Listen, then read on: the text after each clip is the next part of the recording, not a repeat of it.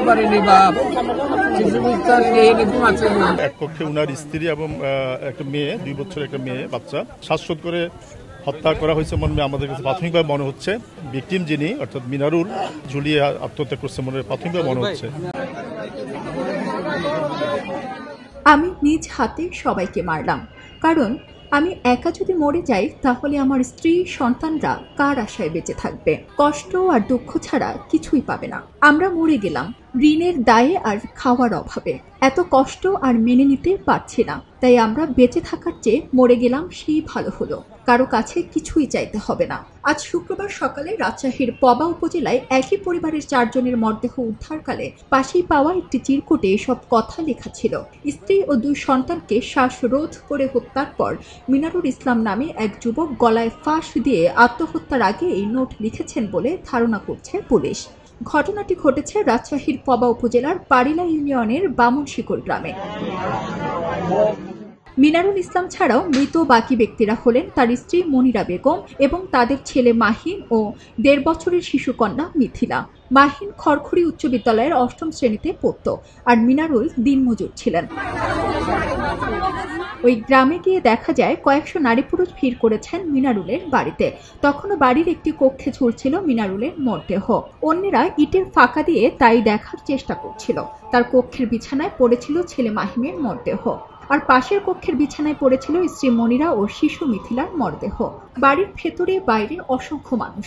এদের মধ্যে বিলাপ করছেন মিনারুলের বাবা রুস্তম আলী। মিনারুলের বাবা ও তার স্বজনরা জানান, পুলিশ ওই বাড়ি থেকে চিরকুটটি উদ্ধার করেছে। চিরকুটের এক পাতায় লেখা আছে, আমরা 4 জন আজ রাতে মারা যাব। এই মৃত্যুর জন্য কারো কোনো দোষ নেই। আমি মিনারুল প্রথমে আমার স্ত্রীকে মেরেছি, তারপর আমার সন্তানদেরকে মেরেছি, তারপর আমি নিজে গলায় ফাঁসি দিয়ে মরব। চিরকুটে আরো লেখা আছে, আমাদের 4 জনের মরা মুখ যেন আমার বাপের বড় ছেলে ও তার স্ত্রী সন্তান না দেখে, এবং বাপের বড় ছেলে যেন জানাজায় না আসে। আমাদের 4 জনকে কাফন দিয়ে ঢাকতে আমার বাবা যেন কোনো টাকা না দেয়, এটা আমার কসম। বুঝতে পারিনি বাপ, কিছু বুঝতে পারিনি, ঘুমাচ্ছে না। ছেলে পেলে সব ঘরে ঘুমাচ্ছে, আর কিছু বুঝতে পারিনি। আগে করেছিলাম জমি বেচে শোধ করেছি না, একবার ঋণ করেছিলাম, আমি জমি বেচে শোধ করেছি। এই সকালবেলা উঠে দেখি ঘরে তসলা মারা, কারণ আমরা বাড়ি মানুষ খুব কপাট বেড়েছি, খুলছে না, কেউ জব দিচ্ছে না। আমি সাতাল দুইটি দেখছি যে ও ঘরে ওইভাবে মরি আছে। হ্যাঁ, ঋণ তো ছিল ওই অল্প।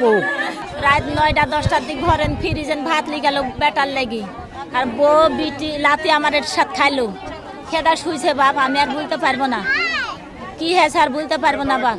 কোনো কিছু হয়নি, কিচ্ছু বললে বললে হয়নি, কিচ্ছু হয়নি। আমি খালি আমার লাশ চাই, আমি লাশ নিয়ে যাবো, আমার বিটিকে আমি নিয়ে যাবো। কাগজ পাতা লিখেছি, চলছে কাগজে লেখা আছে, আর এতখানি খাতার পাতা লিখে দিয়ে হাসি দিয়ে এরকম করে আমরা প্রথমে এসে দেখুন হাসি দিয়ে পেলা দিয়ে ঠেকে দিয়ে থুয়ে দিছে ঋণের দায়ী। আমার গুবুল লেনদেন ছাড়া দেখেন আমার বাড়ি এখানের সামনে। আমার বাবা আমার জন্য অনেক মানুষের কাছে ছোট হয়েছেন, আর হতে হবে না। চিরদিনের জন্য চলে গেলাম। খবর পেয়ে ঘটনাস্থল পরিদর্শনে যান রাজশাহী মহানগর পুলিশ কমিশনার মোহাম্মদ আবু সুফিয়ান। তিনি বলেন, এক পক্ষে উনার স্ত্রী এবং একটা মেয়ে, 2 বছরের একটা মেয়ে বাচ্চা, আর আরেক পক্ষে উনার একটা ছেলে এবং যে ভিকটিম যে মানে মিনারুল, উনাকে আমরা দেখতে পাই।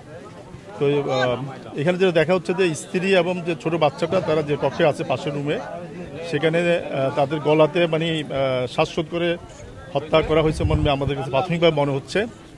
আর পাশের রুমে যেখানে উনি থাকতো ওখানেও ওই খাটের মধ্যে উনার ছেলেকে আমরা দেখতেছি, সে মৃত অবস্থায় আছে, সেও মানে শ্বাসরোধ করে হত্যার মতো মনে হচ্ছে। এবং ভিকটিম যিনি অর্থাৎ মিনারুল, উনি ফ্যানের মধ্যে ঝুলিয়ে নিচে একটা মানে আছে চেয়ার আছে, ঝুলিয়ে আত্মহত্যা করছে মনে প্রাথমিকভাবে মনে হচ্ছে।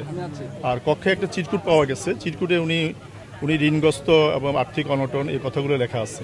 খবরের কাগজ, নিখাত, নির্ভীক, নিরপেক্ষ।